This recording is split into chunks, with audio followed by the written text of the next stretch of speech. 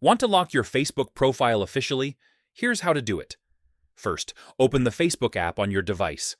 Tap the menu icon and go to your account. Next, tap the three dots next to your profile. You'll see an option called Lock Profile. Tap on it, then confirm by tapping Lock Your Profile again. Once enabled, only your friends can see your posts, photos, and stories. If you don't see the Lock Profile option, you might be using a professional account. Switch off the professional account first, and the option should appear. In some countries, Facebook hasn't officially released this feature yet. If that's the case, you can manually protect your profile.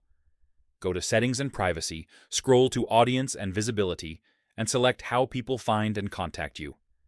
Change settings from Public to Friends or Only Me.